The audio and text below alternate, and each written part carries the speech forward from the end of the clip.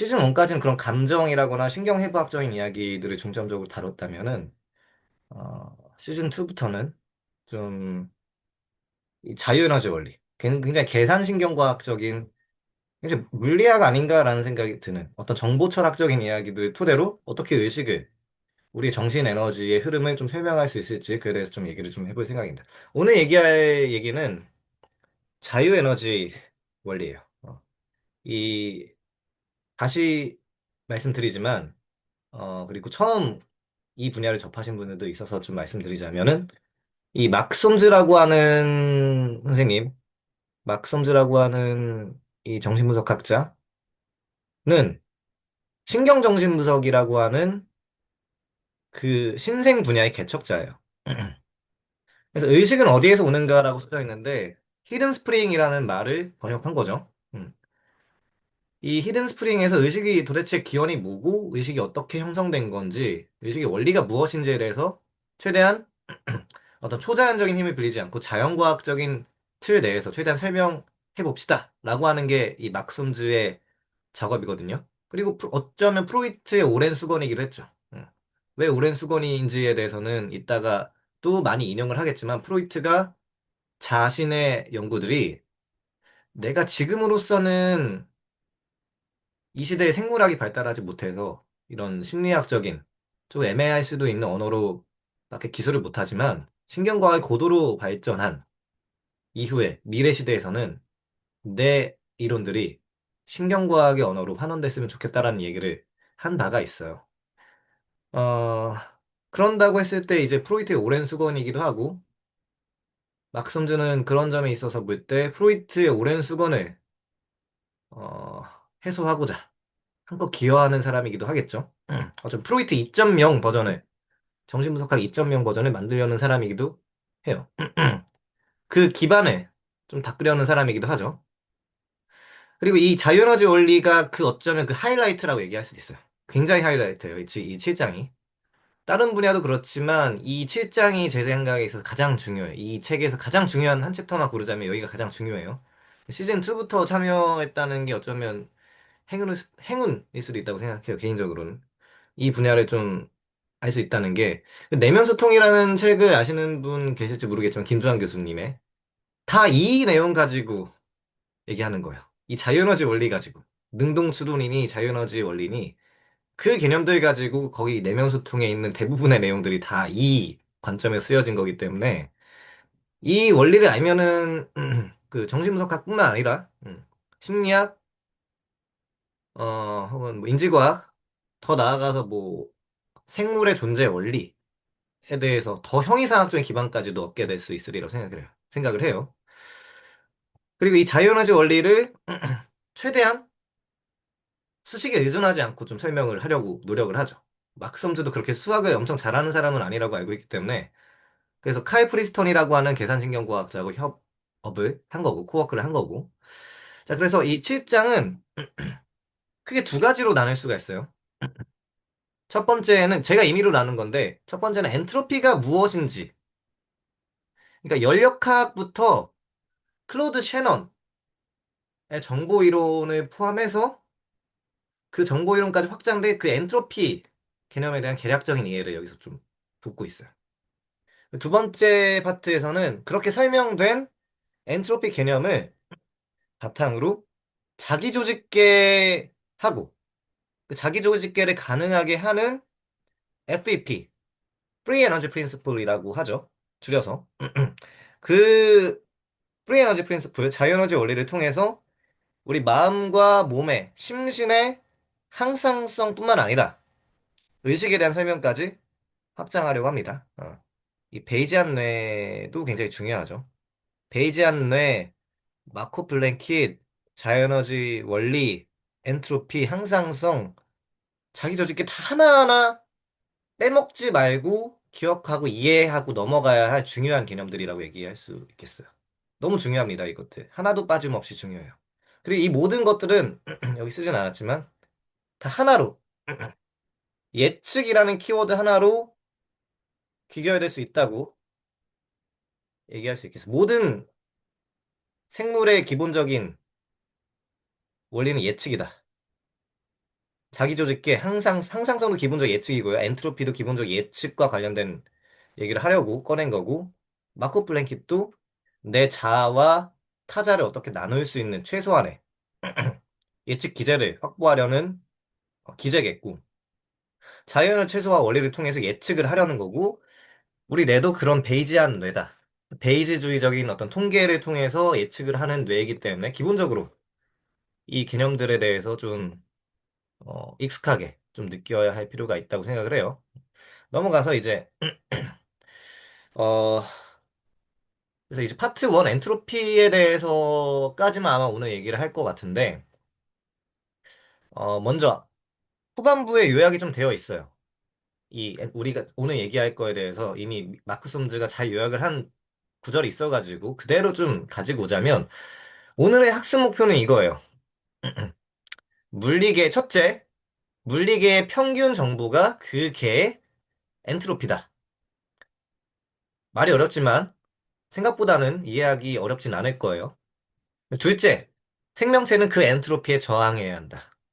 첫 번째와 두 번째를 종합하면 우리는 정보 처리량을 최소화해야 한다는 것을 알 수 있다. 왜? 엔트로피가 평균 정보니까.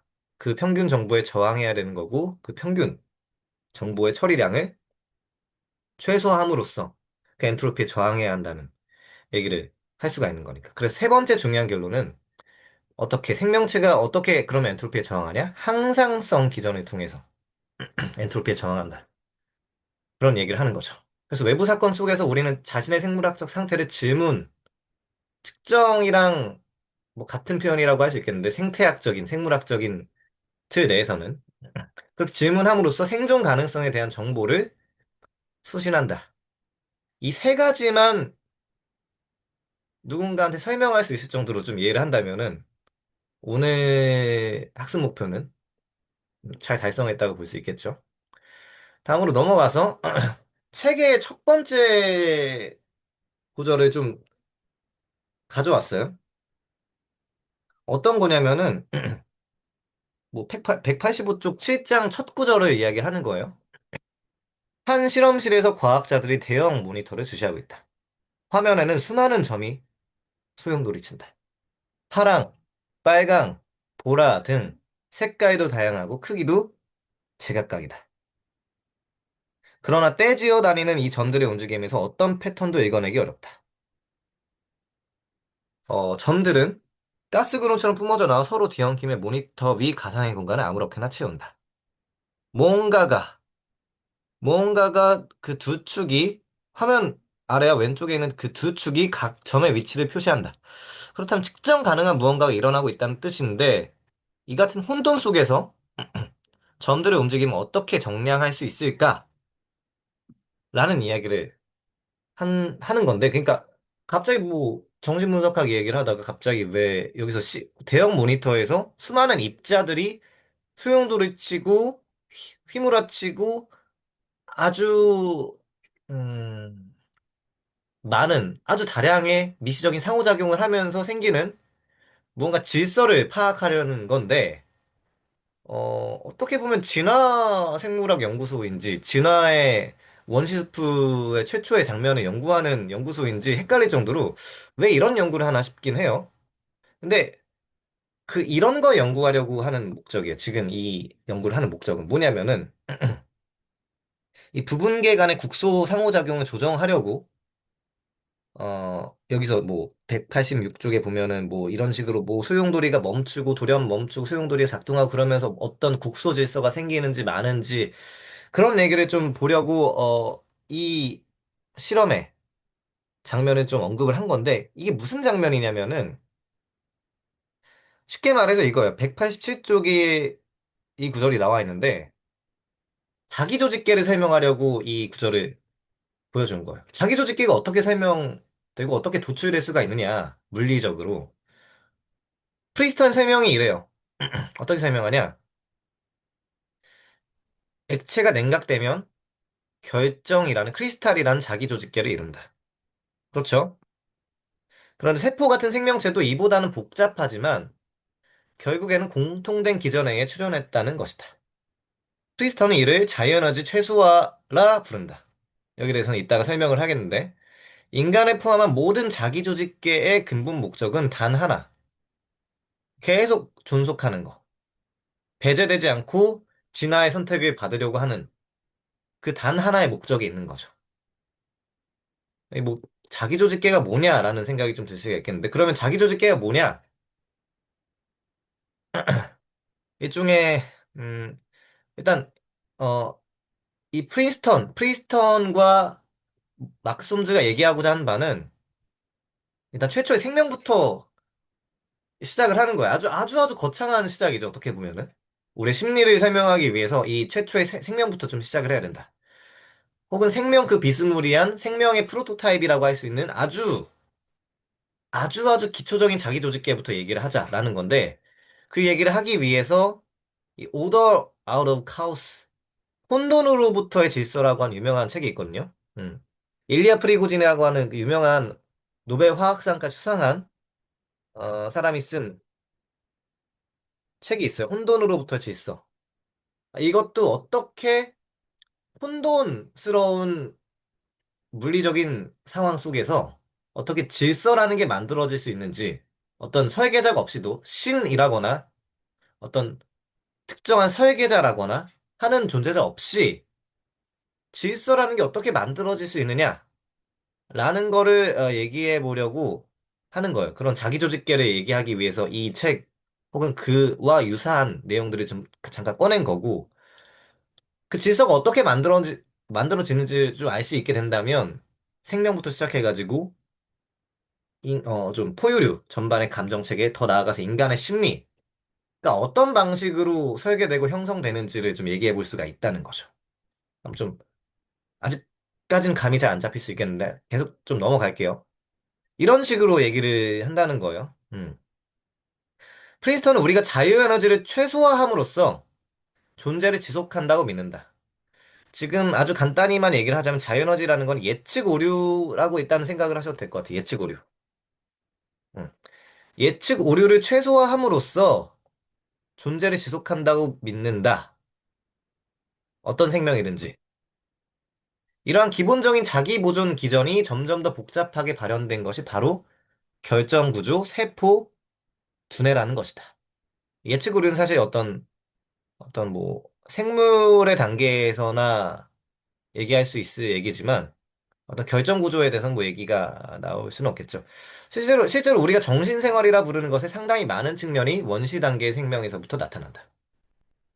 그렇다면 뇌가 정신에 기여하는 바가 무엇인지 모호해 보일 수 있다. 하지만 자이에너지라는 개념을 잘 붙든다면 의문은 풀린다. 학습, 그 지능의 기원이라는 책이 있는데 막스 베넷의 지능의 기원이라는 책에서 그런 얘기를 한 게 있어요. 약 5억 년쯤 전부터 학습이라는 게 시작됐다. 연합학습.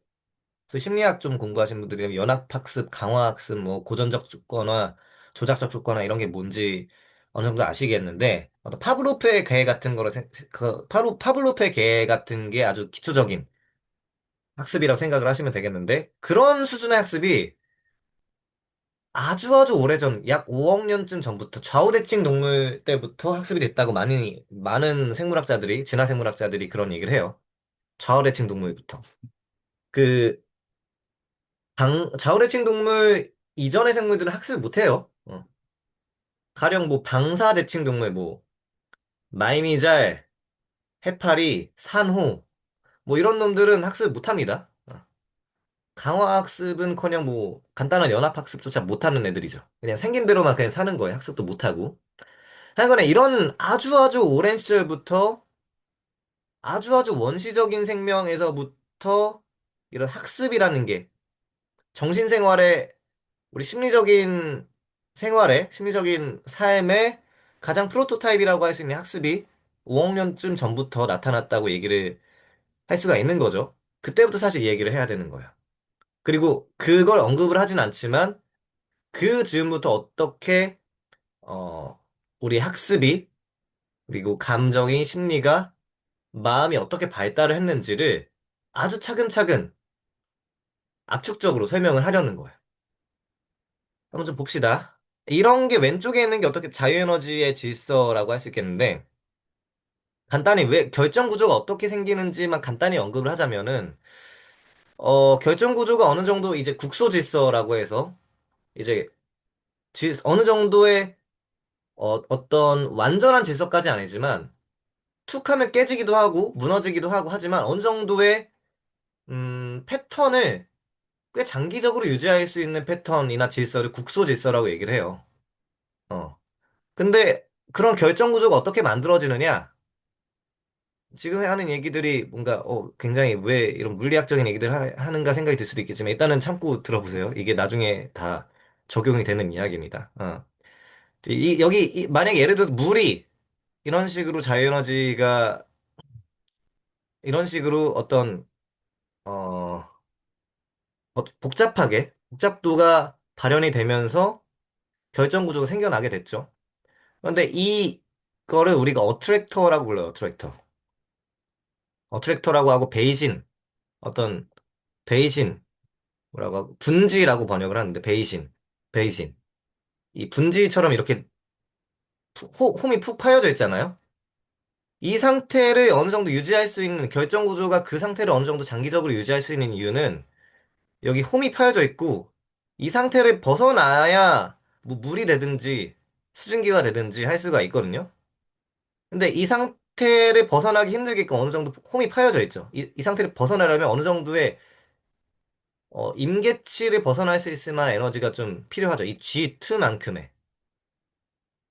그 에너지가 있어야만 변화가 가능한데, 이런 홈이 파여져 있기 때문에, 에너지 그래프상, 이 홈이 파여져 있기 때문에, 어, 어느 정도 비평형적인 국소 질서를 유지할 수 있다라는 이야기를 이 결정 구조, 크리스탈 가지고 할 수 있는 거예요. 근데 이게 더 복잡하게 발현되면 세포까지도 얘기할 수 있고, 두뇌까지도 이야기를 할 수 있는 거죠. 왜 우리가 이런 복잡한 구조들을 단기적으로가 아니라 꽤 장기적으로까지 유지할 수가 있느냐? 이런 국소 질서를 이런 방식으로 유지를 하기 때문에 이것 때문만은 아니지만 이것도 꽤 중요한 요인이라고 얘기를 할 수 있겠어요. 다음으로 넘어가서 이 혼돈으로부터의 질서의 구조를 좀 제가 인용을 한 건데 굳이 지금은 뭐 인용을 할 필요는 없고 지금 이걸 좀 보는 게 더 좋을 것 같아요. 숲은 생각한다라고 하는 어떤 신유물론 혹은 신유물론을 기반으로 한 인류학의 서적 중 하나인데 유명한 좋은 책이에요. 좋은 명작 중 하나인데 그래서 자기조직화에 대해서 잘 설명하는 구절이 있어서 좀 얘기를 좀 가져왔어요. 자기조직계가 무엇인지 뭐냐면 자기조직화는 적절한 환경 아래에서 형성되는 형식의 자연 발생적인 생성 유지 확산을 뜻한다. 비교적으로 일시적이며 드물긴 하지만 자기조직화는 꼭 생물만 가능한 게 아니에요. 무생물의 세계에서도 발견된다. 자기조직적인 창발적 역동성의 사례로는 아마존강에서 때때로 형성되는 고리 모양의 소용돌이, 혹은 수정이나 눈송이의 기하학적 격자무리를 들 수 있다. 수정, 아까 말했던 크리스탈이죠. 결정, 눈송이의 기하학적 격자무리. 자기조직적 역동성은 그것이 창발하고 의존하는 물리적 엔트로피의 역동성. 이따가 엔트로피 얘기를 하겠는데, 엔트로피 역동성. 예를 들어 방의 아랫목에서 윗목으로 자연 발생적으로 흐르는 열과 같은 것보다 더욱 규칙적이고 더욱 제약되어 있다. 자기조직화를 보여주는 수정, 눈송이, 소용돌이와 같은 것들은 살아있지 않다. 또한 그 이름과는 달리 자기조직화는 자기를 포함하지 않는다. 꼭 자기가 없어도 되는 거죠. 어. 그리고 이런 얘기를 좀 할 수 있겠는데 이거는 돌아가면서 읽는 게 차라리 좀 좋을 것 같네요. 여기에 대해서는 혹시 박상준 선생님께서 좀 여기를 좀 읽어주시면 좋을 것 같습니다. 근데 우선 질문이 하나 있는데요. 네네네네네. 아까 전에 이제 그 문장이 무엇을 얘기하고자 하는 건지는 알겠는데, 네. 음, 이게 결국은 어떤 뭐라 그래야 되나요? 에너지라고 해야 될까요?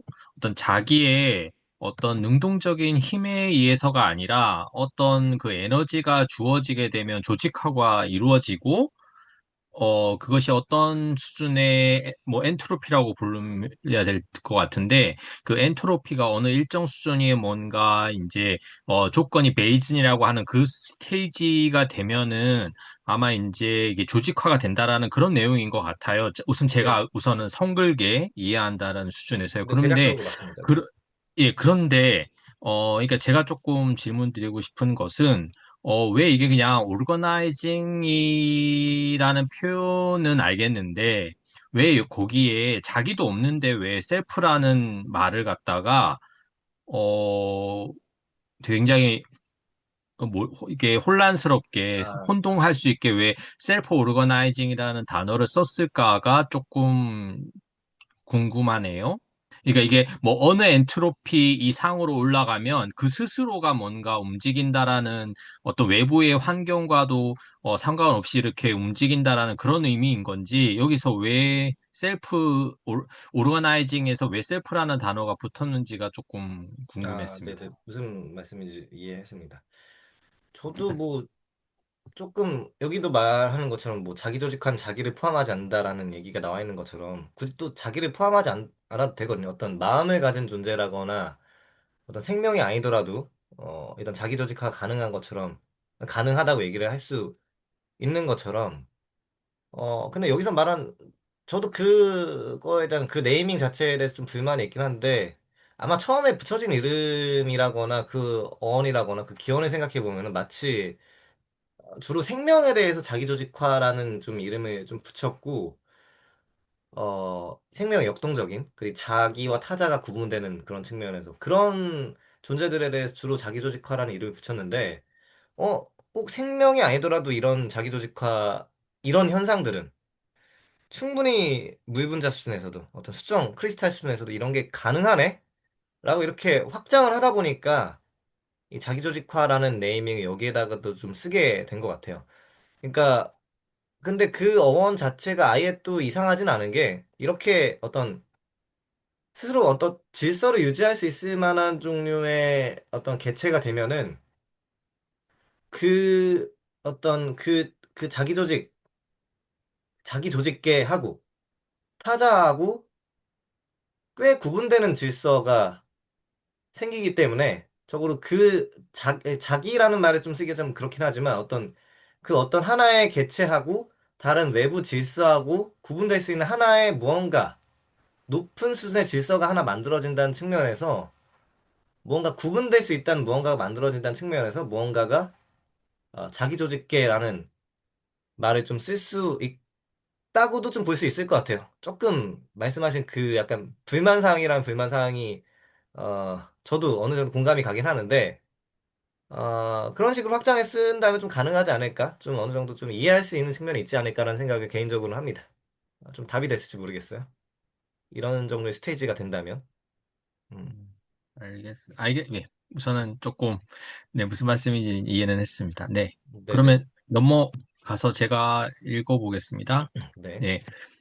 에너지와 물질의 흐름이 정상 상태를 넘어서는 양이 되면 그 일부가 특정 장소에 축적되어 광범위한 규모의 새로운 질서를 형성할 수 있다. 이 과정은 흔히 무작위적 요동과 전향적 피드백의 증폭 효과를 통해 일어난다. 이렇게 생겨나는 짜임은 많은 경우 특정 중심 없이 개의 구성 요소가 무작위하게 서로 의존하는 형태로 나타난다. 그러면서도 이 짜임은 그 자체로 견고하며 어느 정도의 손상이나 섭동도 쉽게 회복하면서 유지되어 나아간다. 이러한 과정을 흔히 자기조직화라고 부르며 그 전형적인 예로는 아래부터로 가열한 액체에서 나타나는 대류 패턴의 출현, 화학적 진동자, 그 밖에 복잡한 패턴들이 있다. 감사합니다. 아까도 얘기했던 그 그림을 생각해 보면은 에너지가 물질의 흐름이 정상 상태를 넘어서는 그 양이 되면은 거기에 새로운 규모의 새로운 질서를 형성할 수 있다는 얘기를 하는 거죠. 음. 이러면서 생겨진 그 과정이 자기조직화다, 자기조직계다라는 얘기를 하는 거고, 어, 가열한 액체에서 나타난 대류 패턴 같은 거. 사실 여기서 얘기한 것들 영어로 써져 있지만 사실 이 얘기를 하는 거랑 다를 바가 없어서, 이 일리아 프리고전의 유명한 명저라서 좀 굳이 좀 가져와 봤는데, 일단 나중에 기회가, PPT는 좀 공유가 되어 있으니까 한번 좀 보셔도 좀 좋을 것 같습니다. 화학적 진동자 그 밖에 복잡한 패턴들이 있는데, 그것들이 이런 에너지가 특정 임계 질서를 넘어서게 되면, 임계치를 넘어서게 되면 국소 질서를 만들 수 있는 가능성이, 확률이 생기게 된다라는 이야기를 여기서 하는 거죠. 이 책은 굉장히 좋은 책이에요. 이 생명을 어떻게 이해할까라고 하는 책인데, 이 자유 에너지의 관점에서, 우리가 쭉 주로 얘기하게 된 자유 에너지, 프리 에너지의 관점에서 생명이 어떻게 국소 질서를 형성하게 되고, 점점 복잡도가 높아지면서, 꽤 고든한 방식으로 발전하게 되는, 특히 인간의 경우까지. 그런 게 어떻게 형성될 수 있는지를 물리학의 시선에서 좀 바라본 책이거든요. 통계 물리학의 시선에서 특히.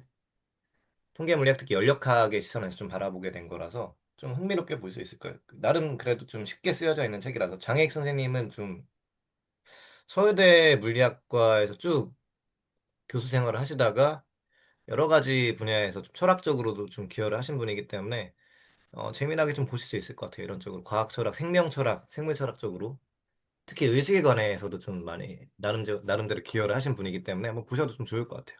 이런 게 자기조직화다, 자기조직계라고 좀 볼 수 있을 거예요. 네.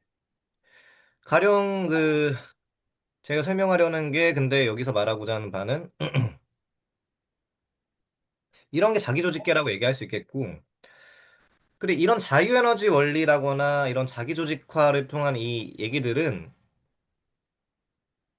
프린스턴이 얘기했을 때 우리 심리에 우리 생물의 제1 원리라고까지 얘기를 해요. 그래서 자유에너지 원리가 그 정도로 좀 중요한 거예요. 굉장히 많은 것들을 설명할 수 있는 측면이 있는 건데, 더 나아가서 넘어가서 이거 가지고 뭔가 그러면 자유에너지가 뭔데? 음, 여기에 대해서는 이제 두 번째 파트에서 다음 주나 다음 주에도 설명하겠지만 다다음 주 때 좀 더 정량적으로 설명을 할 수 있을 것 같은데 거기서 좀 얘기를 하려는 게 이런 자유에너지인데 좀 거기로 넘어가기 이전에 어, 이런 2010년에 프리스턴이 그 로빈 카하르트 해리스라고 하는 사람하고 그 연구자하고 카이 프리스턴 진짜 유명한 엄청 천재예요. 진짜 천재 신경 지금도 살아있는 천재 계산신경과학자인데 어마어마한 연구들을 정말 많이 하셨고 fMRI를 쓸 때 우리가 쓰는 프로그램이 있거든요. 그냥 본인이 개발하셔서 그냥 공짜로 무료 배포하신 분이에요. 아무튼 그거 하나만 해도 어마어마한 돈을 벌 수 있었는데 그냥 공짜로 배포하신 분이고 그거 하나만 해도 어마어마한 업적인데 여기도 써져 있는 것처럼 피인용 지수가 어마어마하고 그게 뭐라 대단하다고밖에 할 수 없는 분인데 굉장히 많은 연구를 하셨어요. 이 여기서 한 연구는 2010년이면은 또 굉장히 이른 시기부터 이런 연구를 했구나라는 생각이 드는 건데 이 디폴트 모드, ego functions and free energy 이러면서 neurobiological account of 프로이디안 idea. 프로이트의 생각들에 대한 신경생물학적인 설명 한번 시도해보자. 자유 에너지 관점을, 프리 에너지 관점을 통해 설명을 해보자라고 나와 있는 건데, 뭐 이 논문을 보려고 하는 건 아니고, 이 책에도 언급이 되어 있고, 이거 좀 간단히 좀 언급을 좀 하는 게 여러모로 좀 좋을 것 같아서. 이건 시작에 불과하고 이런 논문들이 굉장히 많이 쏟아지고 있어요. 프리스턴을 중심으로. This optimization has been, 이런 최적화는, 이런 그 자유에너지를 최소화하는 걸 통해서 형성된다. 라는 이야기를 하면서, 이건 결국에는 이런 것들은, 어, 프로이드의, 프로이트의 뭐 공식, 에너지를 다루는 공식과 꽤 관련이 있다. 어떤 법칙과 관련이 있다. 이런 얘기를 하는 건데, 어떤 식의 얘기를 하는 거냐면은, 바로 이런 얘기를 하려고 프로이트를 꺼낸 거고, 프로이트와 어떻게 연관될 수 있는지에 대해서 좀 얘기를 하는 거예요. 이게 프로이트를 공부하셨어도 이거를 잘 모르고, 관심이 없이 그냥 지나칠 수도 있을 텐데, 프로이트가 이미 자유에너지 언급을 했어요.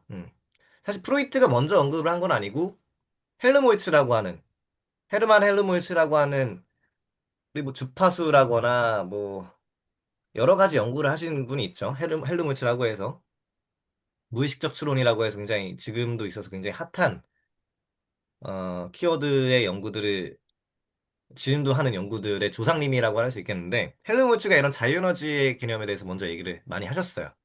근데 헬르모이츠의 제자였는지 혹은 어떤 동료였는지 브리케라고 하는 사람이 있어. 그 브리케의 생리학 실험실 연구실에서 있었던 제자로 있었던 사람이 프로이트였거든요.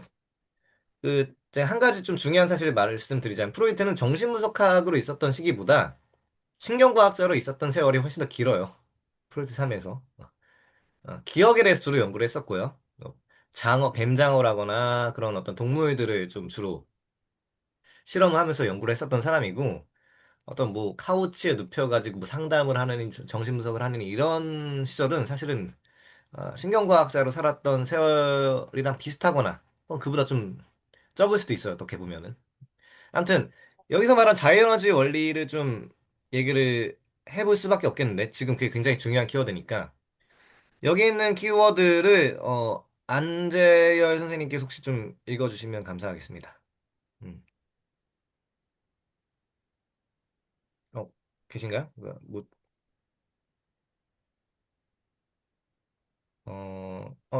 그러면은 네네, 알겠습니다. 그럼 두 가지 에너지, 제가 읽을게요. 두 가지 에너지의 대립은 과학적 심리학을 위한 초구에 이미 나타나 있다. 1895년에 쓰인 책인데, 과학적 심리학을 위한 초구라는 거 상당히 중요한 책이에요. 프로이트의 정신분석학을 어떻게 하면 신경과학적으로 환원시킬 수 있을까라는 내용이 관심이 있으신 분이라면은, 과학적 심리학을 위한 초구를 몇 번이라도 좀 들춰보시면은 좀 얻을 만한 인사이트는 많을 것 같아요. 음. 이 과학적 심리학을 위한 초구는 사실 1895년에 나왔는데, 가장 마지막에 인류에게 좀 모습을 드러내게 됐죠. 왜냐? 이거를 쓰고 플리스한테 편지를 썼는데, 생각해보니까 이거 틀린 이야기 같아. 헛소리 같아. 라고 생각하고, 이거 어디에도 공개하지 말고 그냥 태워버려. 그냥 버려.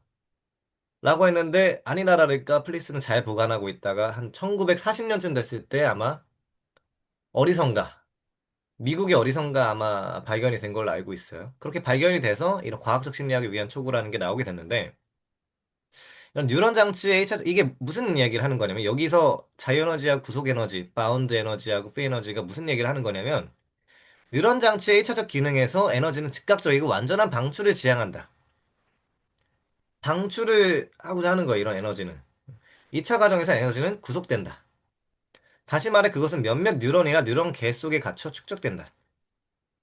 그러한 구속의 조건은 우선 에너지의 이동을 방해하거나 제한하는 뉴런들 사이에 접촉 장벽이 존재이고, 둘째로는 일정한 수준으로 투여된 뉴런군이 그 장치 내에서 전개되는 다른 과정에 대해 수행하는 활동이다. 그래서 접촉 장벽이라고 하면은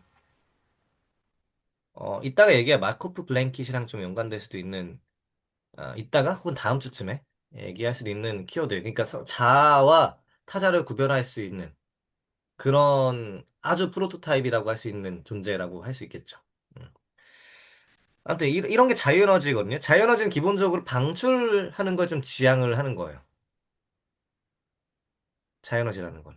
기본적으로 예측 오류이기 때문에 어떤 뭉쳐있던 에너지가 해소되는 느낌인 거죠. 이게 무슨 내용이냐면은, 그래서 이 촉에서 우리가 의도하는 것은 심리학을 자연과학의 범주에 편입시키는 것이다. 여기 오타가 났네요.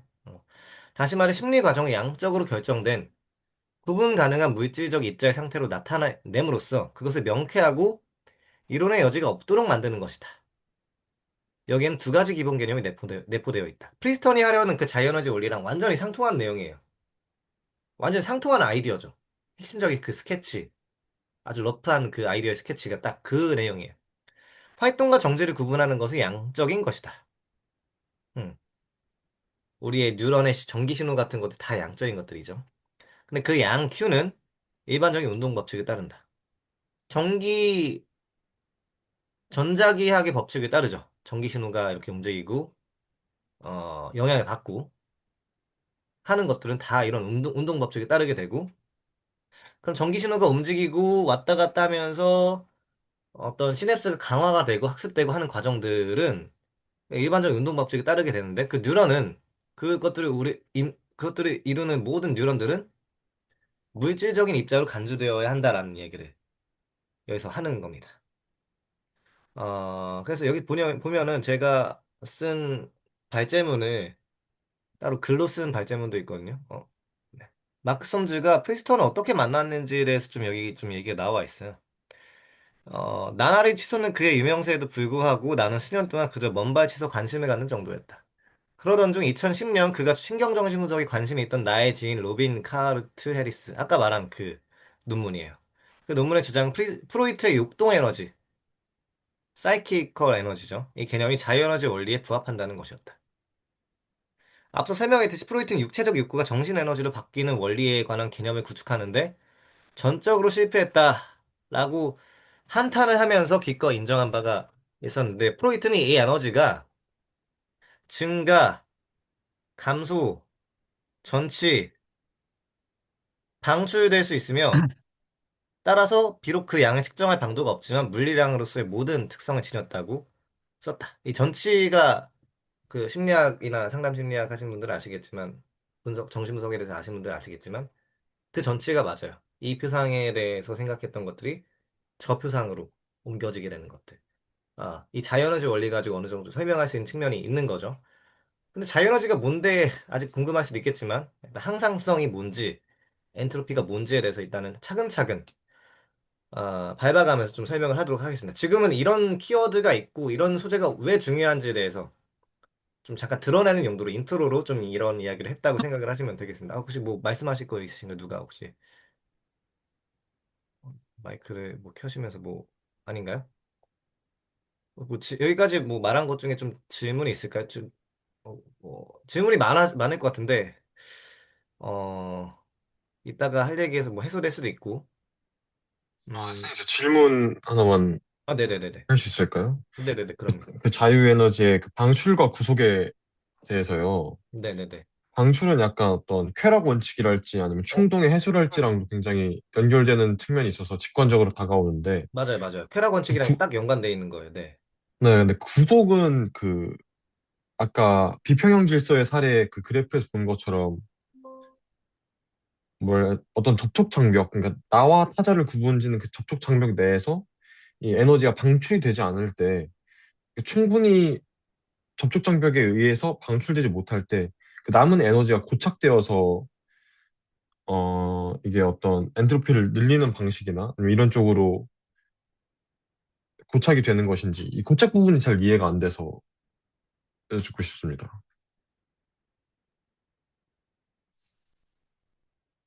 혹시 선생님 마이크 다시 혹시 질문해 주실까요? 제가 좀 약간 좀 잠깐 정리가 잘 안 되네요. 혹시, 그 방출에 대해서는 직관적으로 이해가 되는데 네. 이 자유 에너지의 구속에 대해서는 이게 어떤 원리로 이루어지는지가 이해가 안 돼서요. 아, 제가 약간 나이브하게 이야기로 약간 접촉 장벽 내에서만 그 방출이 이루어질 수 있고 그거를 넘어서서 다 해소가 안 되면 그 에너지가 고착되어서 남아있는 것인지. 음, 자이에너지 구속 에너지, 바운드 에너지 말씀하시는 거죠? 네네. 바운드 에너지. 거기에 대해서는 자에너지가 어느 정도로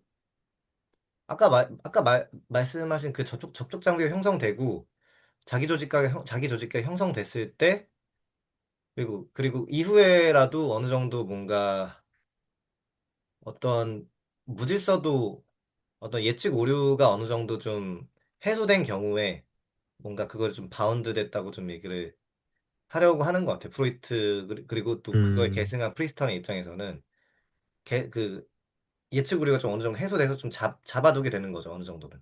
좀 예측 가능한 정도로. 그 얘기를 하려는 건데, 1차 과정, 1차, 그, 어, 조금 이제 이 물리학, 이제 물리학과 지금 이제 정신분석, 특히 프로이드 이론의 어떤 유비 네. 관계를 지금 계속 얘기를 하는 것 같아요. 네네, 맞아요. 예, 예, 그렇잖아요. 근데 네. 이제 결국 이제 우리가 프로이드가 이제 초반 이론인데 이것도 이게 특히 이제 그 꿈의 이론 꿈의 해석에 보면 많이 나오는 이제 설명인데 1차 과정이 있고 2차 과정이 있거든요. 프로이트가 네네. 설명하는. 그러니까 뭐냐면 1차 과정은 굉장히 뭔가의 외부에 이 자극이 많이 들어온 상태예요. 그러면 이제 이것을 소화해야 되는 거죠. 많은 에너지가 들어가죠. 당연히 그다음에 외부에서 내가 어떤 동질적인 것이 아니라 외부의 자극이라는 것은 항상 우리 환경에서는 외부 자극은 이질적인 거잖아요. 그러니까 음, 이거를 처리하기 위해서는 당연히 굉장히 많은 어떤 정보 처리가 들어가죠. 혼란스러운 거죠. 이때 당연히 질서는 무너지고 엔트로피가 당연히 높은 상태라는 건 이해가 쉽게 될 수 있으실 거예요. 음, 근데 2차 과정은 뭐냐 하면은 이걸 어찌됐든 간에 한번 의식적으로 이게 처리가 된 상태인 거죠. 그렇게 되면, 아, 이게 이제 이런 정보였고, 이게 나한테는 어찌됐든, 기존의 예측 모델이라고 하는 건 뭐냐면, 이게 내가 가지고 있던 어떤 정보 내에서 통합하는 거잖아요. 새로운 것을요. 예.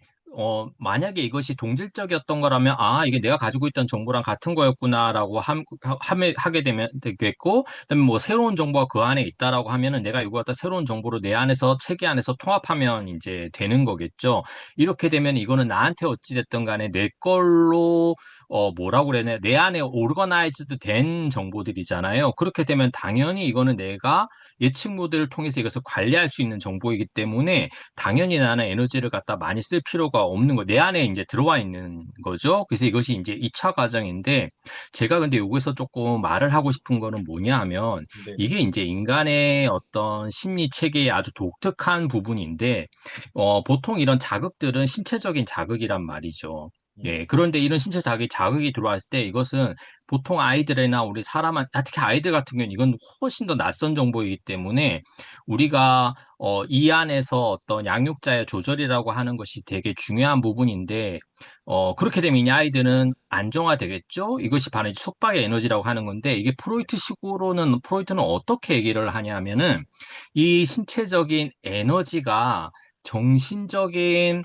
어떤 상징 체계랑 이게 결합이 되면은 인간은 이걸 갖다 소화할 수 있다라고 보았던 거예요.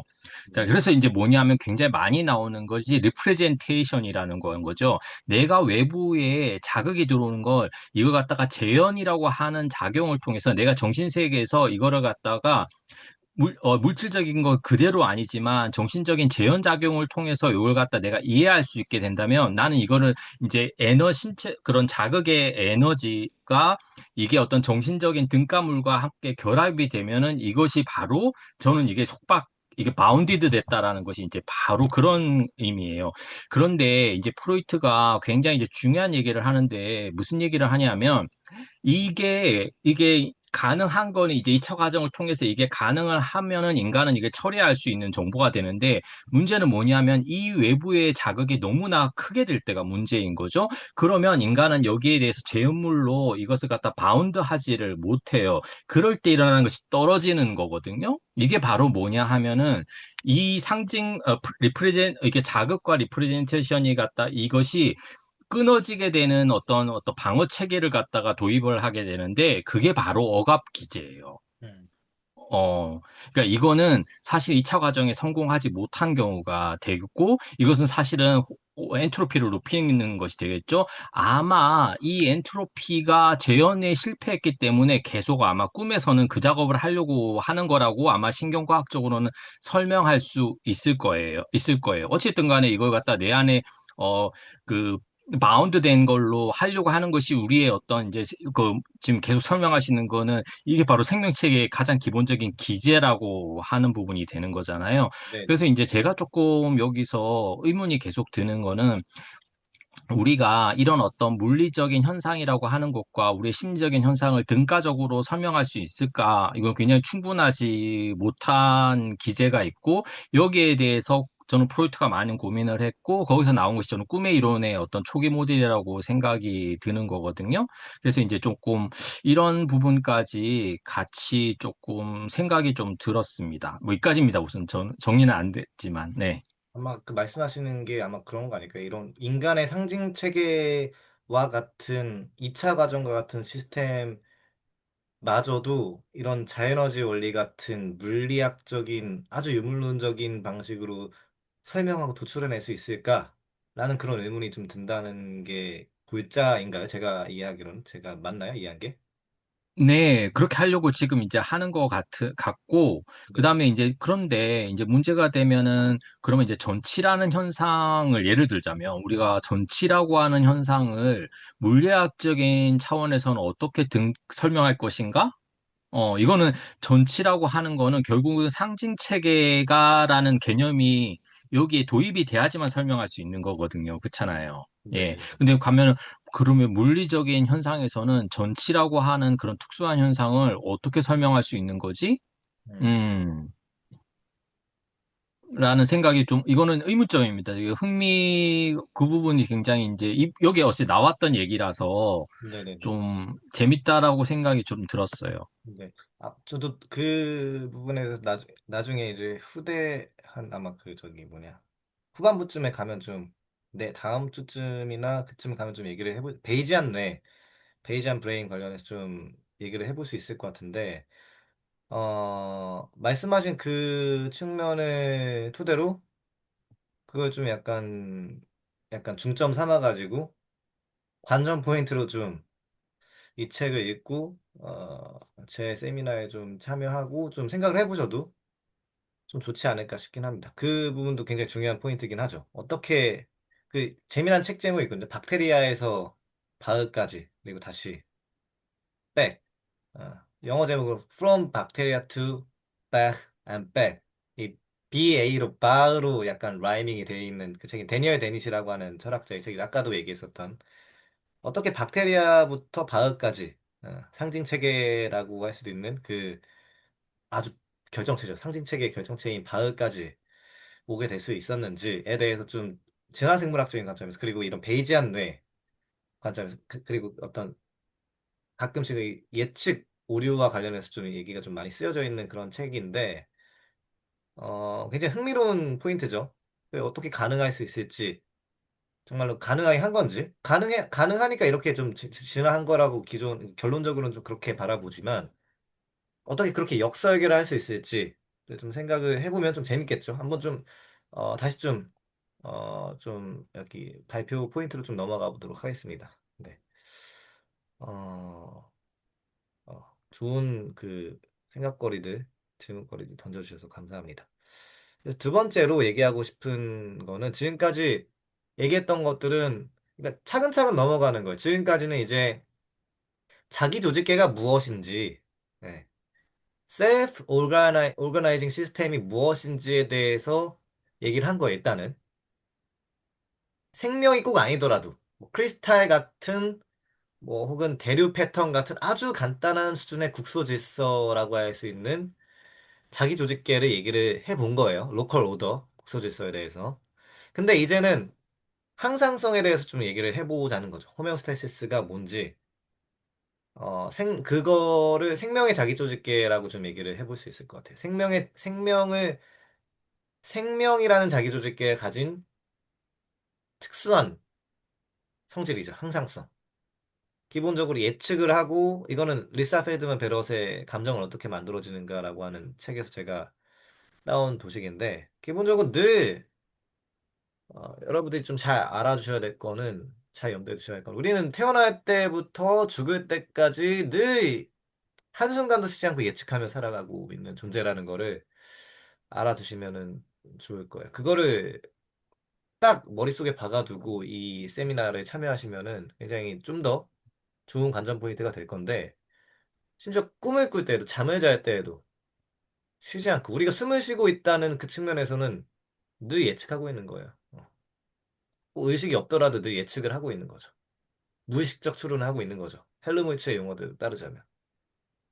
숨을 이렇게 쉬어야 된다, 저렇게 쉬어야 된다라고 하고, 아주 아주 무의식적으로 피드백을 미세하게 좀 받고 있는 거니까. 그러면서 예측을 하고 시뮬레이션을 하고 있죠. 저렇게 저렇게 될 것이다. 이런 상황이 이렇게 돌아갈 것이다. 그런데 그 시뮬레이션과 현실을 비교를 해요. 그러다가 어느 정도 오류가, 이 정도 차이가 생기네.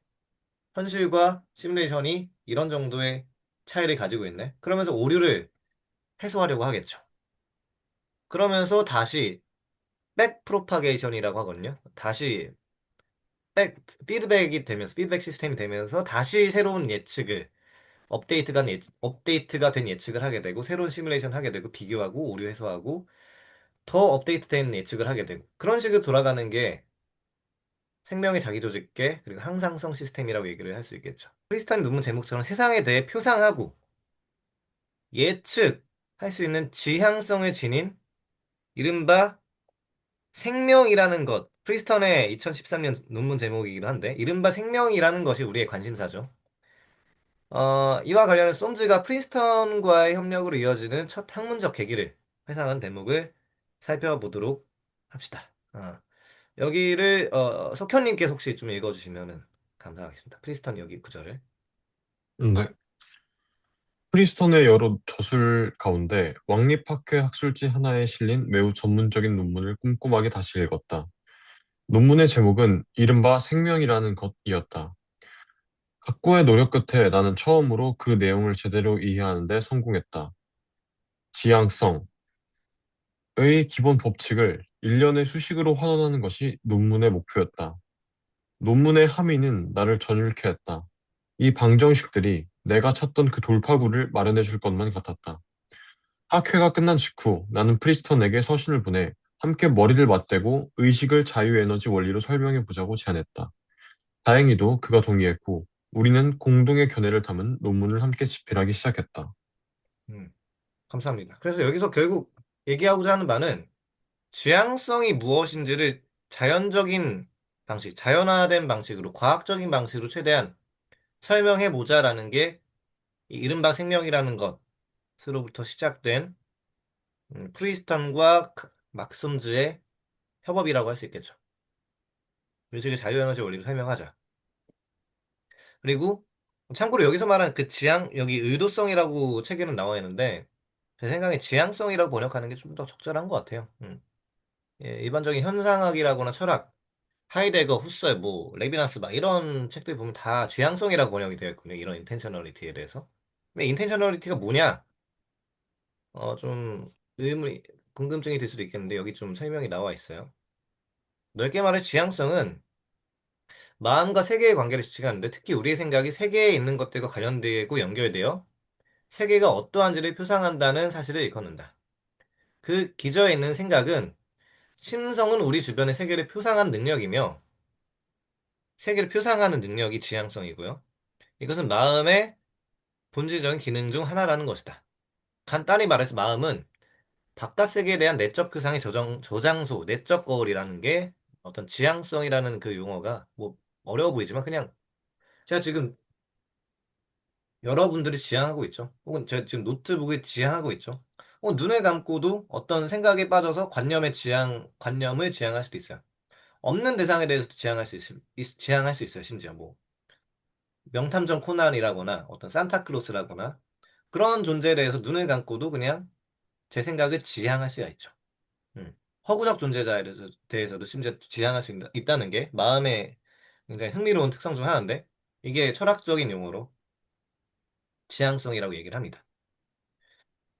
이런 지향성 어떻게 하면 자연화할 수 있을까?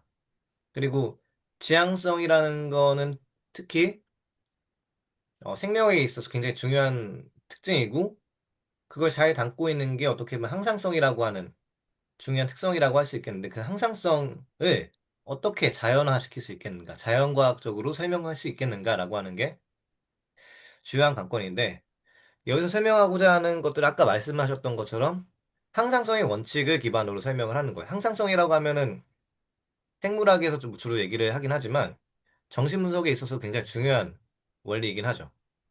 음. 프로이트가 기술한 원칙으로 그 원칙에 따르면 심리장치는 그것이 부여하고 있는 흥분의 양을 가능한 한 낮게 아니면 적어도 일정하게 유지하려는 경향이 있다. 항상성은 한편으로는 이미 있는 에너지를 방출함으로써 이루어지고 다른 한편으로는 흥분의 양을 증가시키는 것을 피하고 그러한 증가를 막음으로써 얻어진다. 이 말은 흥분이라는 거는 언제 생기냐? 적어도 예측 오류가 생길 때 생기는 거죠. 흥분의 양이라는 거. 예측 오류랑 완전히 동치까지는 아니지만 꽤 밀접한 연관이 있다고 생각하시면 되겠습니다. 꽤 밀접한 연관이 있죠. 예측 오류가 아예 없으면 감정이라는 게 있을 수가 없어요. 좋은 감정이든 나쁜 감정이든. 음. 그래서 이런 흥분의 양을 달리 말해서 조금 의역하자면 예측 오류를 가능한 한 낮게. 신경정신분석학적인 용어로 번역하자면 적어도 일정하게 예측 오류를 유지하려는 경향이 우리에게 있는 거죠.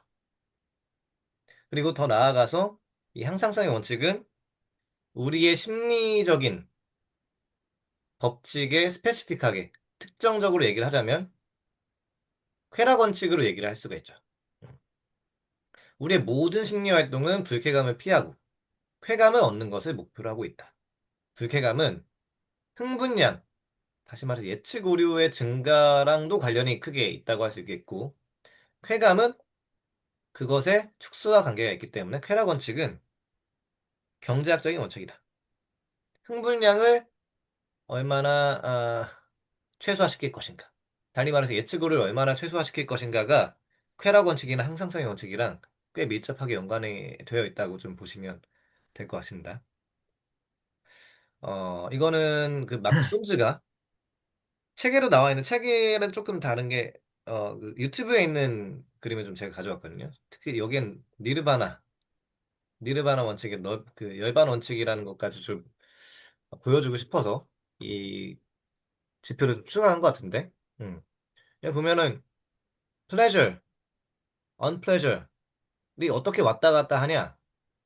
프레딕션이 예측이 얼마나 성공하느냐에 따라서 왔다 갔다 거리는 모습을 이 도식으로 간단하게 좀 표현했어요. 예측을 잘 해냈어. 그러면 플레저 쪽으로 가는 거고 예측을 잘 해내지 못했어. 그럼 예측 오류가 많이 쌓였어. 그럼 언플레저한 쪽으로 가게 되는 거죠. 쾌락 원칙을 어떻게 현대적인 방식으로 좀 풀어낼 수 있을까를 고민하고 여기다가 적용을 한 게 이 도식이라고 좀 볼 수 있을 것 같아요. 안정점은 개의 수용 가능한 범위를 나타낸다. 이러면서 이 그림을 좀 항상성의 그림으로 좀 인용을 한 거고 그리고 더 나아가서 쫌즈가 생각하기를 이런 항상성에서 출발해가지고 필링, 느낌, 정동, 더 나아가서 의식까지 설명할 수 있지 않을까? 라는 모티베이션을 얻고, 의식에 대한 연구까지도 더 깊이 착수를 하게 되는 게 이 책의 내용이라고 할 수 있어요.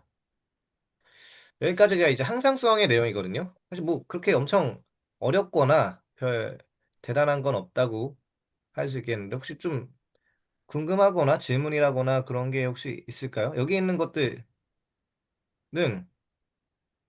이런 것들 다 항상성이죠. 온도라거나 체온 조절이라거나 뭐 혈중 기체 농도 조절, 체액, 에너지 균형 모든 신체 과정들이 사실상 항상성이 적용되지 않은 구석이 없다고 할 수 있겠고 심지어 감정적 욕구에 적용이 되죠. 여기까지 어떻게 보면 항상성 원칙, 심신 전반에 적용되는 항상성 원칙이라고 한다면 감정적 욕구에도 적용되는 건 뭐 쾌락 원칙에 한정해서 얘기를 할 수 있겠죠. 감정적 욕구도 육체적 욕구만큼이나 생물학적이다. 수용 가능한 감정 범위 내에 머물기 위해서는 일을 해야 한다. 양육자 근처에 붙어 있고 포식자에게서 달아나고 버거운 장애물을 제거해야 한다. 환경이 어느 정도 예측 가능성을 넘어서는 경우 각종 느낌이 이러한 것을 하는데 필요한 일을 조절한다. 5장에서 좀 봤다시피 5장을 읽어보시면 더 자세히 알 수 있겠지만 5장의 내용이 좀 그런 감정이라고 하나 우리 정서라고 하는 것들은 느낌이라고 하는 것들은 다 이 예측 오류를 최소화하기 위해서 진화되는 거예요. 어떻게 보면. 양육자 근처에 붙어 있어야 돼. 어. 포식자에게서 달아나야 돼. 버거운 장애물을 없애버려야 돼. 이런 방식으로 예측 가능성이 넘어선다. 그러면 이 느낌을 통해서 신호를 보내는 거죠. 그래서 여기 말한 항상성의 원칙이라거나 쾌락 원칙이라고 하는 것들 다 비슷한 얘기들이라고 할 수 있겠죠.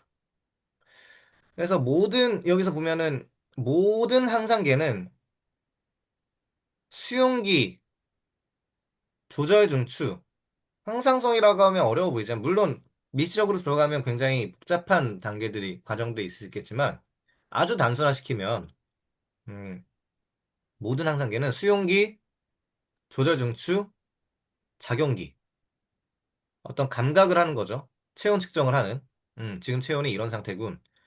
그리고 그거를 어떻게 수용 가능한 범위로 조절할 수 있을지 하는 조절 중추. 그리고 작용기는 범위를 벗어났을 때 어떻게 되돌아가기 위해서 필요한 일을 수행하는 곳이란 단 세 가지 요소로만 구성된다고 아주 단순화해서 얘기를 할 수 있죠.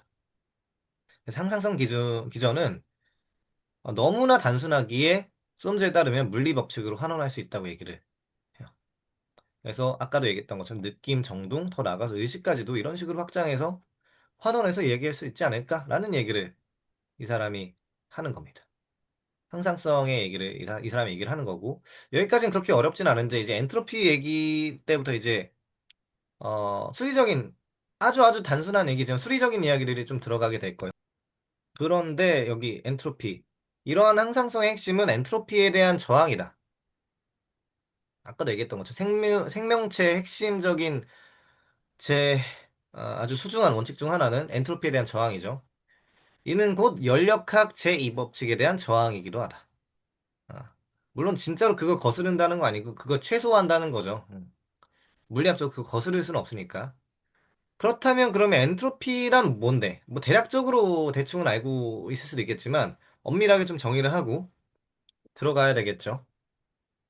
우리가 지금 여기서 쓰고자 하는 엔트로피가 도대체 무슨 개념인데?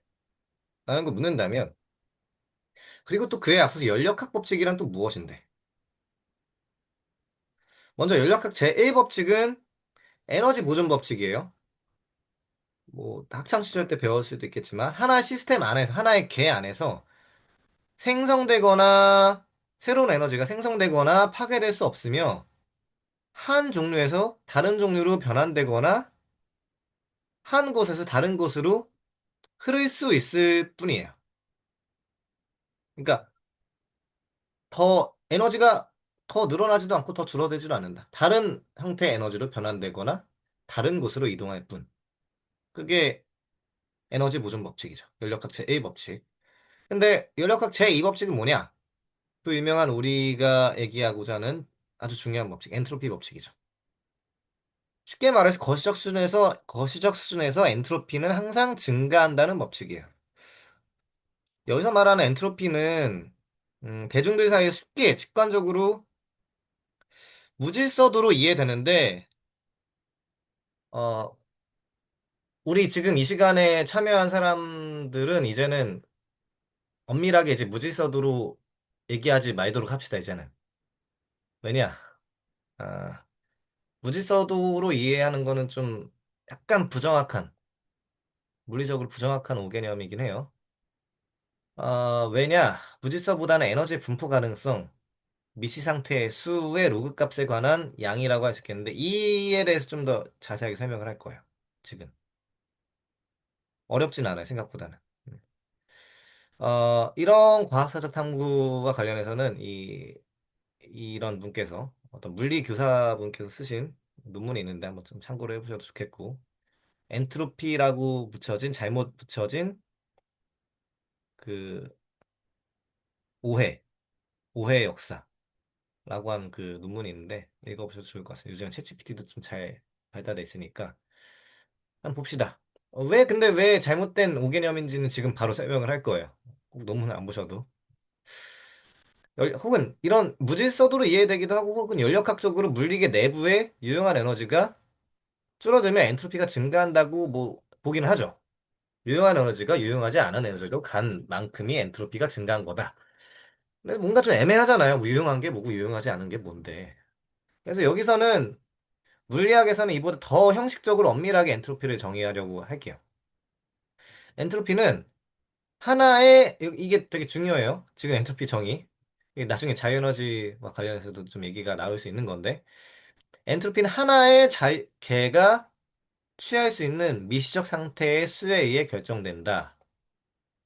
이게 뭔 얘기냐? 즉, 다시 한번 풀어보면은, 즉, 하나의 거시적 상태를 만들어낼 수 있는 미시 상태의 경우의 수가 많을수록 엔트로피는 높아요. 이것도 뭔 얘기냐? 고체일 때보다 액체일 때, 액체보다 기체일 때 점점 점점 무질서도가 뭐 증가한다. 뭐 이런 식으로 엔트로피를 좀 이해하신 분들이 좀 많을 거예요. 하지만 뭐 이런 식으로 좀 이해하는 게 제 생각에 있어서는 좀 더 유용합니다. 비유적으로 이렇게 이해를 하시면 돼요. 사실 비유도 아니고 진짜 거시적 상태, 미시적 상태에 딱 대응되는 거긴 한데요. 어떤 거냐면은 윷괴의 명칭을 윷 가지고 윷놀이 가지고 설명은 좀 쉬울 거예요. 장혜익 선생님도 되게 좀 이해하기 쉽게 윷놀이 가지고 정말 고민을 많이 하신 것 같아요. 이런 물리학적 개념을 왜곡이 없이 최대한 있는 그대로 하지만 이해하기 쉽게 어떻게 잘 설명할 수 있을까? 좀 고민을 많이 하신 것 같은데 윷괴와 배열의 상태를 이렇게 좀 대비를 했어요. 육괴가 독에 걸린 무죠. 근데 독에 걸린 무가 거시 상태. 근데 그 거시 상태를 만들어낼 수 있는 경우의 수는 같은 모여도, 아니, 같은 모는 뭐 하나밖에 없지만 같은 도여도 경우의 수가 4개죠. 모는 1개지만 개는 6개예요. 음. 그러니까 이거는 이렇게 이해하시면 좋아요. 거시 상태를 물의 거시 상태라고 생각하면은 얼음,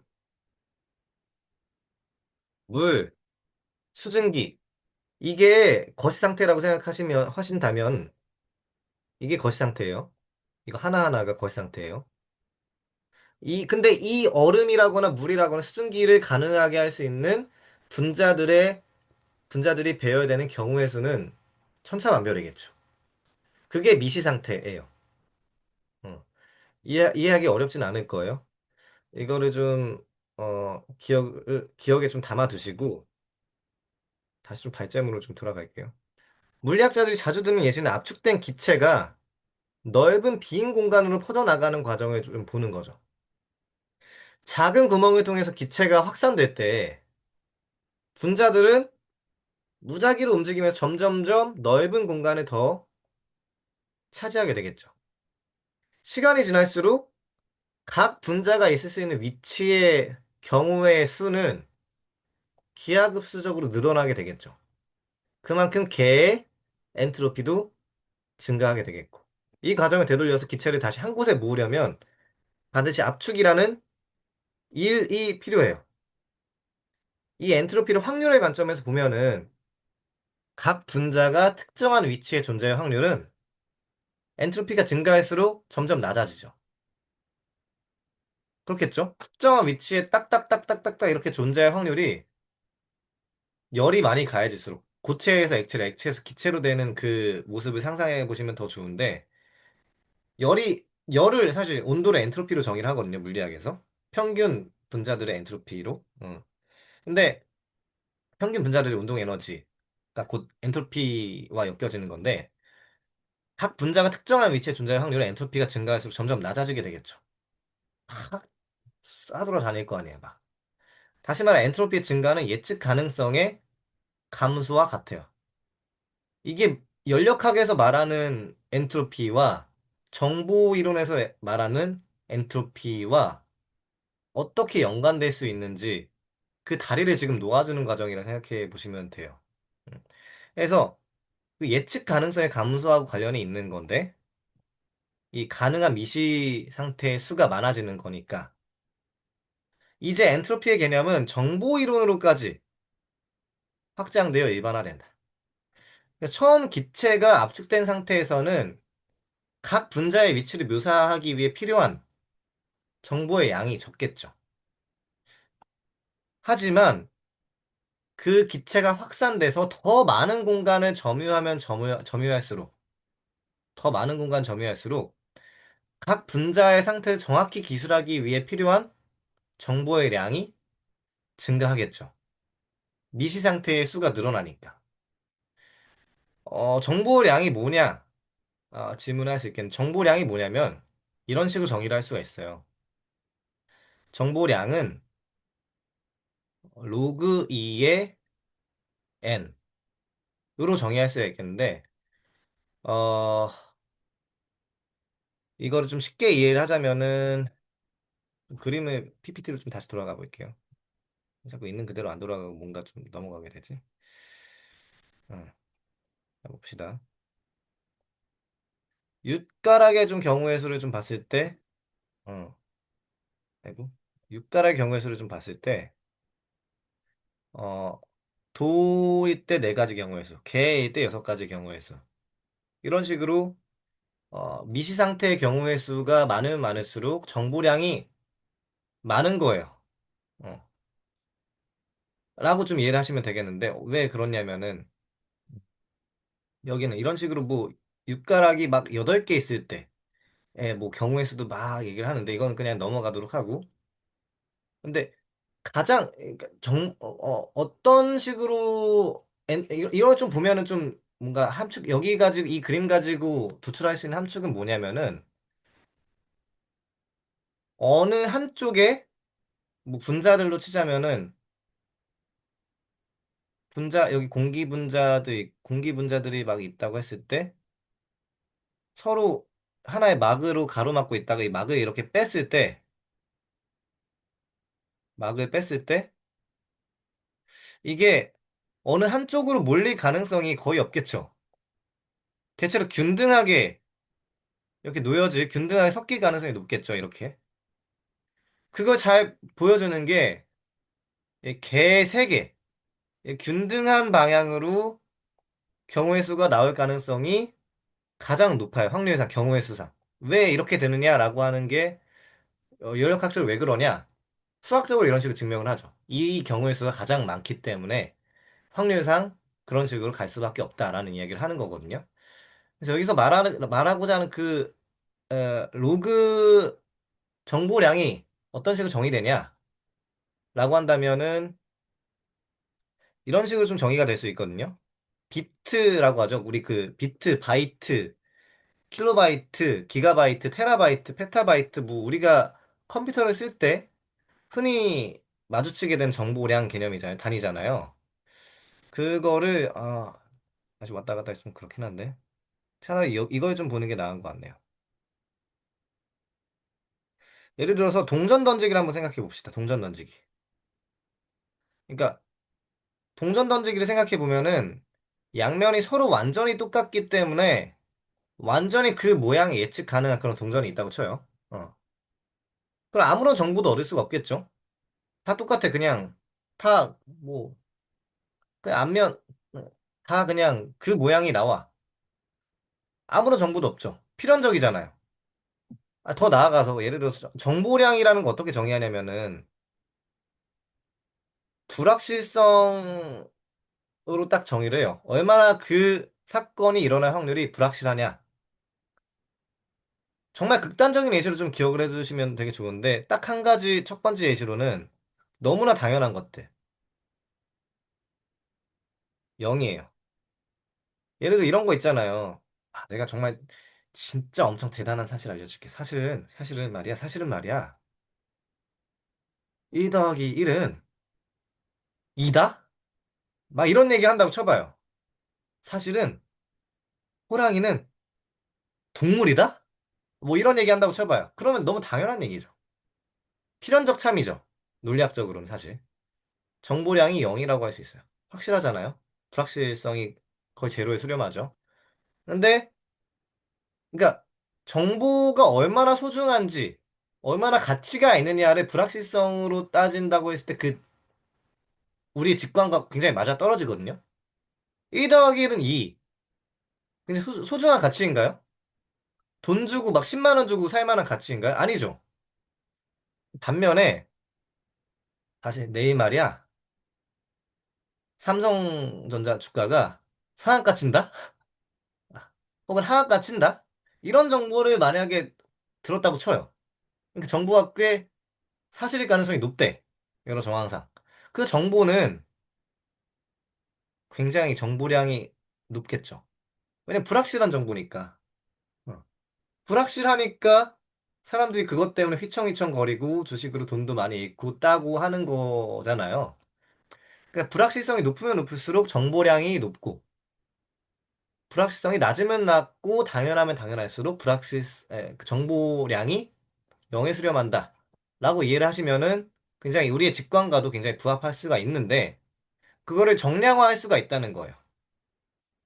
앞면과 뒷면의 확률이 50%씩인 공정한 동전에서는 한 번 던질 때마다 1비트의 정보를 얻는다. 그러니까 어떻게 그렇게 되는 거냐면은 로그 2에 어 그 로그 2에 2죠. 지금 경우의 수가 앞면과 뒷면이니까 어 로그 2의 2라는 거는 1이에요. 지금 로그를 어떻게 설명을 해? 지금 그러니까 로그 2에 n 이렇게 돼 있을 때 여기 1이라고 한다면은 이 2의 1승 이렇게 만들어주는 수를 n이라고 얘기를 하거든요. 그러면은 n이 2면은 뭐가 되냐면은 1이겠죠. 2의 1승이 1이니까 여기에 그럼 2면은 4가 되겠죠. 어. 사실 반대로 추론해야 되는 거긴 해 로그 계산을. 이 로그 2의 4는 그래서 2가 되는 거고 로그 2의 8은 3이 되는 거고 이런 식으로 1비트, 2비트, 3비트 이런 식으로 되는 거예요. 되는 거죠. 앞면 뒷면의 확률이 50%면 1비트가 되는 거고 예를 들어서 그러면 동전이 어 8개가 있다고 쳐요. 그럼 제가 만약에 어 딱 한 개를 픽했어. 근데 저 사람 몰라. 내가 한 개를 픽한 거를. 저 사람이 내가 픽한 이 동전이 무엇인지 판별할 수 있는 최소한의 알고리즘 경우의 수가 뭘까요? 몇 개일까요? 혹시 뭐 댓글로 좀 얘기해 볼 수 있을까요? 내가 선택한 뭐 임의의 이것이 내가 선택한 그것이라고 맞힐 수 있는 아주 최소한의 운을 제외한 그 알고리즘이 뭐가 있을까요? 이거 8번 스무 고개를 한다고 쳐봐. 예, 아니오의 질문 한다고 했을 때. 이거 8번 물어봐야 될까요? 너 이거 맞아? 이거 맞아? 응, 아니야. 이거 맞아? 아니야. 이거 맞아? 아니야. 이거 맞아? 아니야. 아니야. 아니야. 아니야. 맞아. 뭐 이런 식으로 물어봐야 되는 게 좀 합리적일까요? 좀 답을 알고 계신 분이 계실까요? 몇 번 물어보는 게 가장 최선의 합리적인 경우의 수죠? 제가 질문을 좀 어렵게 했나? 몇 번 물어봐야 되죠? 이 8개의 동전 중에서 내가 선택한 그 동전이 어, 뭔지 알아차릴 수 있는 경우의 수가 몇이냐면은 그냥 바로 넘어갈게요. 세 가지죠, 세 가지. 세 가지 경우의 수죠. 하나 딱 나누고 여기 하나 딱 나누고 둘 중에 있어? 여긴 없어. 여긴 없고 여기 있어. 그렇구나. 딱 둘이 나눠. 둘 중에 있어? 여긴 없고 여긴 있어. 딱 나눠서 둘 중에 있어? 음. 이러면 딱 세 가지 경우의 수로 포착할 수가 있는 거죠. 그거를 이 정보량으로 엄밀하게 수리적으로 로그로 좀 표현할 수가 있는 거예요. 로그, 사실 미트 2로도 할 수도 있고, 로그의 밑을 자연상수 2로도 할 수가 있는데, 보통 2로 많이 써요. 이공계에서는 2로 많이 쓰고. 근데 아무튼 이건 크게 상관없는데, 우리가 비트라거나 바이트라거나 킬로바이트라거나 이 단위를 쓸 때는 미트 2로 하죠. 로그를 좀 어느 정도 알고 있으신 분이라면은. 근데 이게 정보량이고 이 정보량을 수학적으로 정량화한 거라고 얘기를 할 수가 있겠어요. 그리고 이런 방식으로 연력학적으로 온도와 열의 변화를 기술하는 그 분자의 상태 여기 있어 없어 있어 없어 분자가 지금 있어 없어 있어 없어 이런 식으로 물어보면서 어느 정도 엔트로피 연력학적인 엔트로피와 정보 이론의 엔트로피 개념을 이렇게 하나의 다리로 이어질 수 있다는 거고 그리고 엔트로피라고 하는 거는 하나의 사건이 정보량이라고 하는 거는 하나의 사건에 대해서 얘기하는 거예요. 하나의 사건에 대해서. 하나의 사건이 갖는 불확실성을 얘기하는 거라고 한다면, 엔트로피는 정보과학에서, 정보 이론에서 어떻게 얘기를 하냐면, 여러 가지 사건들의 어, 여러 가지 정보량들의 사건들이 갖는 좀 말이 길어지니까 정보량들의 기대값이에요. 여러 가지 사건들이 있을 거 아니에요. 하나의 사건만 있는 건 아니겠고 이런 사건도 있고 이런 사건도 있고 저런 사건도 있고 저런 사건도 있고 할 텐데 이 한 가지 이 다량의 사건들이 갖는 정보량들을 기대값으로 표현한 게 엔트로피예요. 기대값이라는 게 뭐냐면 평균 나눈 거예요. 쉽게 말해서. 이 정보량들 만약에 A라는 정보량, B라는 정보량, C라는 정보량 다 더해서 3으로 나누면은 그게 평균 값이잖아요. 그게 엔트로피예요, 곧. 막 엔트로피 이렇게 하면 어려워 보이는데 그거를 수식으로 표현하면 이렇게 되는 거고요. 이게 이렇게 하면 어려워 보이지만 로그하고 이 정보량하고 확률을 곱한 거끼리 그만큼 더하면은 엔트로피가 나오는 거죠. 응. 평균이라는 거는 다 더하고 나눈 거라고 얘기할 수 있겠지만 기대값으로 했을 때 그 값이 나올 만한 확률을 곱하면 그 사실 평균이랑 똑같은 거니까 사실은 이게 사실은 엔트로피라고 얘기할 수가 있는 거고 엔트로피는 그래서 보면은 평균 여러 번의 관측을 통해 얻는 평균 정보량이자 평균 불확실성의 크기를 나타낸다고 할 수 있겠습니다. 어, 그래서 이런 식으로 그래프가 표현이 될 수가 있겠죠. 정보가 표현이 되고 발생 가능 확률이 낮아지면 낮아질수록 높아지면 높아질수록 1비트에 수렴한다더라. 이런 식으로 좀 될 수가 있겠죠. 정보가 가능 확률이 낮으면 낮을수록 불확실성이 높으면 높을수록 비트의 수가 정보량의 가치가 높아진다고 얘기를 할 수 있을 거예요. 네, 이런 식으로 뭐 내적 윷놀이 아까 좀 얘기를 했고, 음, 이런 식으로 동전 던지기 엔트로피가 이런 식으로 돌아가는 거죠.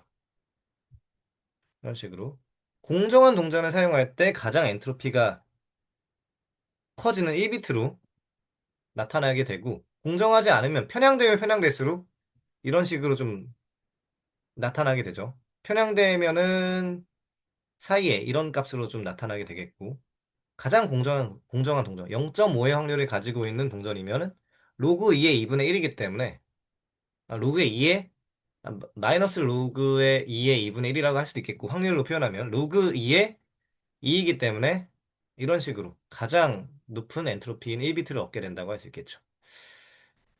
이런 식으로 여기까지 좀 그 엔트로피에 대한 좀 개괄을 좀 얘기를 해봤는데, 좀 첫 시간에 좀 뭔가 정량적인 수학적인 그렇게 엄청나게 어려운 얘기는 아닐 거예요. 그런데 뭔가 이런 지지부진한 얘기를 하게 돼서 좀 약간 좀 미안하고 이 뒤에는 이걸 기반으로 그런 엔트로피가 어떤 방식으로 작동을 하게 되는지 통계 물리학적으로 이런 아까 말했던 어트랙터 이런 베이신 아무리 복잡한 동력학계도 이런 식으로 이런 베이신을 향해 나아간다 뭐 이런 얘기를 조금 더 자세하게 좀 풀어볼 생각입니다. 그런 식 그리고 또 이런 내면 소통에 나올 법한 그림 같은 게 이런 자이에너지 원리 엔트로피 가지고 어떻게 해석되고 설명되고 예측될 수 있는지에 대해서 좀 얘기를 해볼 건데 이런 질문 던지기 같은 것들 예 아니요 예 아니요 질문들 같은 게 뉴런 수준에서도 계속 일어나고 있는 거거든요. 지금도 이 순간에도 이진법도 계속 일어나고 있어요. 그래서 지금 뉴런이 계속 지금 제가 발화하고 있고 말을 하고 있고 뭔가를 인식하고 있는 이 순간에도 굉장히 빠른 속도로 예 아니요 질문들이 계속 반복되면서 엔트로피를 그리고 어떤 정보 신호들을 만들어내고 있는 거죠. 아주 간단하게 얘기를 하자면 뉴런 수준에서 이런 어떤 예 아니요 질문들이 계속되면서 뭔가 복잡한 구조의 정보들을 만들어내고 있다라는 얘기를 하려고 지금 이 엔트로피를 얘기를 꺼낸 거고 지금까지 얘기를 나눈 것 중에서 혹시 좀 질문을 나누거나 말씀을 나눌 게 혹시 있을까요? 혹시? 근데 이 정보량들을 이렇게 수식적으로 정량화할 수 있다는 건 진짜 되게 혁신적인 이야기예요. 사실 이런 게 되기 때문에 우리가 셰넌이라고 하는 정보학자가 있거든요. 그 사람이 있었기 때문에 어떻게 이 정보를 최적화하고 최적화된 정보를 아주 빠른 시간 안에 지금 이 장소에서 다른 장소로 잘 보낼 수 있을 것인가? 라고 하는 게 잘 개발됐기 때문에 우리가 지금 줌도 가능하고 유튜브도 빠른 시간에 볼 수 있는 게 가능한 거거든요. 최적화 이론이 가능하기 때문에. 사실 그 최적화 이론이라는 게 사실 뇌에도 비슷하게 좀 적용이 되는 측면이 있는 거고. 거기에 대해서는 다음 주에 좀 더 자세하게 설명을 해야 될 것 같은데, 혹시 여기까지, 말씀 나눈 것 중에서 혹시 어, 좀 코멘트나 얘기거리나 질문거리 혹시 있을까요? 저 그러면 정신분석이랑 이 신경과학이랑 조금 연결을, 연결이 되는 지점에서는 어떤 엔트로피의 증가가 흥분의 증가로 볼 수 있는 거잖아요? 그렇죠, 그렇죠. 네. 네, 근데 보통 이제 묘사를 할 때 성충동이랄지 정동이라고 할 때는 되게 이제 감정적인 약간 그런 것들을 생각하게 되는데 이게 엔트로피로 생각하니까 되게 수학적이고 뭔가 어떤 이과적인 태도로 접근할 수 있어서 되게 신기했던 것 같습니다. 그 그러니까 부분이 가장 흥미로웠던 것 드라이하죠. 같아요. 네, 좀 아예 딱 드라이한 느낌으로 흥분이라는 걸 설명할 수 있는 것 같아서 되게 신기하고 재밌었던 것 같습니다. 전 되게 인간의 뇌를 드라이하게 보는 걸 되게 좋아해가지고, 그러니까 비인간의 인간처럼 보는 걸 좋아하기도 하고, 인간의 비인간처럼 보는 걸 좋아하기도 하고, 그렇게 봤을 때 좀 달리 보이는 게 좀 많거든요. 그러니까 음, 좀 이렇게까지 드라이하게 봐도 되나라는 정도로 좀 드라이하게 보면은, 이렇게까지 비인간적으로 본다고? 그러면 좀 새롭게 보이는 측면들이 많아요. 그냥 단순히 저는 아주 이런 관점을 가지고 있거든요. 미리 말씀드리자면, 제 인간의 사고방식이라고 하는 거, 감정이라고 하는 거는 그냥 뉴런들의 컴퓨테이션의 일환일 뿐이에요, 그냥.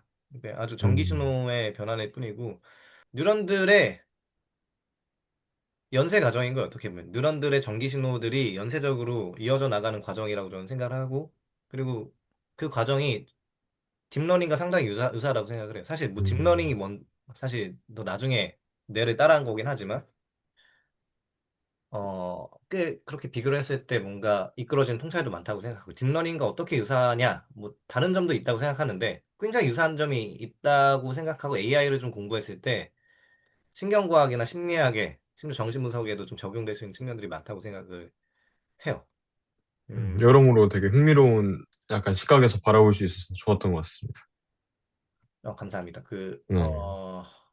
예를 들어서, 물론 딥러닝은 사실 병렬신경망을 모방한 거긴 한데, 지금 그 얘기를 하는 시간은 아니지만, 예를 들어서 병렬적으로 분산 처리하는 신경망이란 말이에요. 그래서 하나가 좀 망가져도 다른 나머지들의 신경망에서 노드에서 좀 보완적인 처리를 할 수가 있어요. 그게 사실 뇌랑 좀 비슷하죠. 뇌 부위 하나가 음, 조금 망가지거나 조금 파괴되더라도 다른 부위에서 좀 보완을 해줄 수가 있는 어떤 신경가수성이 역할을 해줄 수가 있는 거죠. 물론 신경가수성이 만능은 아니죠. 그런 만능처럼 얘기를 하는 그 사람들이 좀 있어서 좀 조심스럽지만 충분히 그런 식으로 좀 작동할 수 있는 게 뇌이기 때문에 꽤 딥러닝의 병렬 분산 처리 장치랑 좀 유사한 측면이 있어요. 그냥 어떤 계산주의 패러다임이라고 하는데 이런 계산신경과학의 패러다임을 그냥 다 계산기예요. 어떻게 보면 제가 생각하기엔 어떻게 보면 프로이트의 그리고 락강의 기표의 연쇄 흐름이라고 좀 볼 수도 있겠고 어떻게 보면 아주 나이브하게만 일단 좀 얘기를 하자면 좀 이건 말고도 많은 전제들이 있고 많은 해석들이 있어야 기표의 연쇄와 좀 대응된 측면이 있을 거예요라고 좀 더 뒷받침할 수 있겠지만 뭐 그런 측면에서도 락강의 기표의 연쇄 혹은 뭐 프로이트의 표상들끼리 주고받은 그런 거랑 연관될 수도 있다고 생각을 하죠. 한 10분 정도만 좀 얘기를 하고 좀 발제를 좀 끝을 내겠습니다. 여기 있는 것처럼 아까 보여줬던 것처럼 엔트로피는 시스템이 가질 수 있는 가능한 상태의 수죠. 불확실성의 정도를 표현하는 거고 그래서 가장 균등한 정도의 확률을 가지고 있는 0.5의 확률을 가지고 있는 동전이 가장 정보량이 높겠죠. 그걸 좀 튕겼을 때. 그 불확실성이 가장 그 0.5에 해당하는 거니까. 이전절에 설명했다시피 생명체는 바로 이 엔트로피의 증가 법칙에 저항하는 존재예요. 생명은 외부로부터 에너지를 받아 내부의 질서와 구조를 유지하며 일정한 안정 상태, 즉 항상성을 보존하죠. 여기 중요하게 봐야 될 건 항상성은 진짜 단순한 정체 상태가 아니라 끊임없이 변화하는 외부 환경 속에서 내부 질서를 동적으로 보정하는 과정이에요. 진짜 처절하고 부단한 과정인 거죠. 어떻게 보면은. 죽을 때까지 계속 해야 되는 거예요. 잠잘 때도 계속 하는 거고요. 숨 쉬어야 되는 거죠. 체온 유지해야죠. 무의식적 추론을 계속 해 나가는 거죠. 물리적 관점에서 보면 이는 엔트로피 증가 경향에 대한 국수적인 역행이고, 물론 전체 계로 하면은 그만큼 엔트로피가 증가는 당연히 하겠지만, 국수적인 관점에서 보면은, 정보 이론적으로 보면 생명체가 스스로의 상태를 예측하고, 그러니까 굉장히 물리학의 열역학과 정보 이론의 이 엔트로피가 이렇게 만난다고 생각해 보면은 진짜 너무 흥미로운 얘기예요, 진짜로. 프리스턴은 이 엔트로피라고 하는 자이오너지라고 하는 이 자이오너지가 굉장히 많은 분야에 쓰이거든요. 연력학에서도 쓰이고 정보 이론에서도 쓰이고 세 번째로 그 생화학에서 깁스프리 에너지라고 하는 분야에서도 쓰여요. 이 세 가지를 어떻게 잘 통합해서 의식에 대해서 마음에 대해서도 좀 잘 설명할 수 있을까라는 고민을 많이 했던 그리고 꽤 성공적으로 좀 결론을 내놨던 천재적인 사람이에요. 그러니까 물리적 관점에서 보면은 이 항상성은 엔트로피 증가 경향에 대한 국소적인 역행이고 정보 이론으로 보면 생명체가 자기 상태를 잘 예측하고 불확실성을 최소화하는 과정이죠.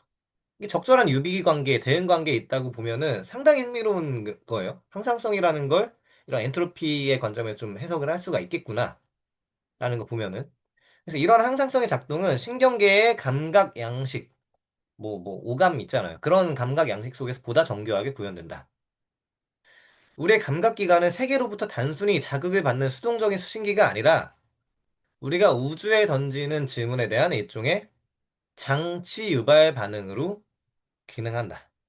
즉, 감각은 우리가 지금 감각, 오감, 들리고, 보고, 듣고, 느끼고 하는 그런 감각은 우리가 세계에 제기하는 물음에 대한 피드백이며, 이런 물음이 던졌어? 예, 아니요 질문 던졌어?